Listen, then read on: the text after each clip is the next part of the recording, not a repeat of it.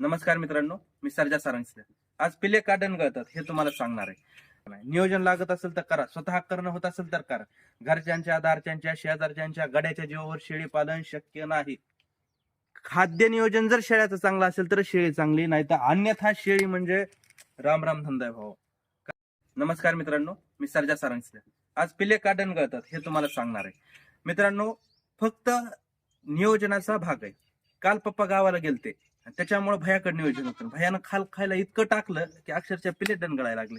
तुम्ही एकदा खाली बघू शकता. हे बघा, अतिशय घाण झालेली. हे बघ, एकदा ही घाण दाखव. हे बघा, हे अशी पिले गळतात. आणि हे जर पोटॅशियम परमॅग्नेट जर धुवून घेतलं नाही, जंतू शेळ्यांच्या कासामध्ये जातात आणि शेळ्याच्या कासा खालास होतात. तो भाग सोडून द्या. पण ह्या ठिकाणी हे पिल्लू बघा, अतिशय टॉप क्वालिटीची पाट आहे, पण तिला या ठिकाणी खूप मोठ्या प्रमाणात संडास लागलेली. आता हिला जर आपण 11 मासे दिलं नाही आणि जर एक दिवस बी जर आपण जर टाळलं तर आत खलास पाटेचं सगळं जे तिनं आतापर्यंत मेंटेन केलेलं आहे ते सगळं खलास होणार. बरं, तोही भाग जाऊ द्या. इकडं कुठेही प्रकारची घाण नाही. पप्पाला सगळ्या गोष्टी माहिती आहेत किती खायला टाकायचे. आज काल भयाने इथं टाकलं होतं खायला. हे बघा, एकदा इथं कितीच प्रकारची घाण झालेली. हे बघा, मका क्रॉस अतिशय जास्त प्रमाणात त्यांना झाला. मका क्रॉस आधीच बेकार खाद्य आहे. ते मका क्रॉस जास्त प्रमाणात झालं तर अक्षरशः शेळीला संडास लागली. 2-4 पिले डणगळायला लागले. तर हे बघा, हे हे हे पिले पण तुम्ही पाहू शकता. त्याच्यातलं ते पिलू डणगळायला लागले, ते पलीकडचं पांढरं पिलू डणगळायला लागले. म्हणजे खाद्य नियोजन जर शेळ्याचं चांगलं असेल तर शेळी चांगली, नाही तर अन्यथा शेळी म्हणजे राम राम धंदा आहे भाऊ. करण्यासारखं नाही. नियोजन लागत असेल तर करा, स्वतः करणं होत असेल तर करा.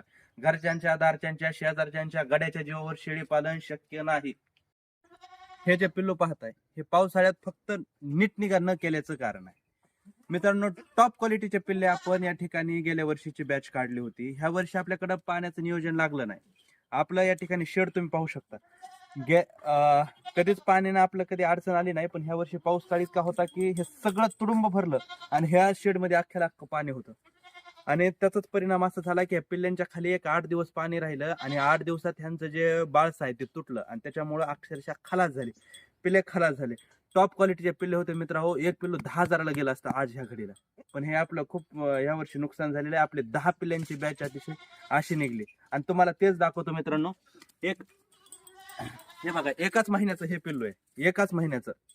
ते 6 महिन्याचं पिल्लू तसं आहे आणि हे एका महिन्याचं पिल्लू हे असं आहे. ह्याची क्वालिटी तुम्ही एकदा बघा. नॉन स्टॉप फुल स्पीड मध्ये टॉप क्वालिटीचं पिल्लू आहे.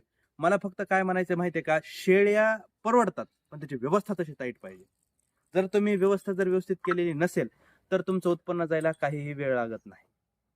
अतिशय टॉप क्वालिटीचे पिल्ले होते, पण केवळ आणि केवळ त्यांचं बाळसं तुटल्यामुळे खलास झालेलं आहे.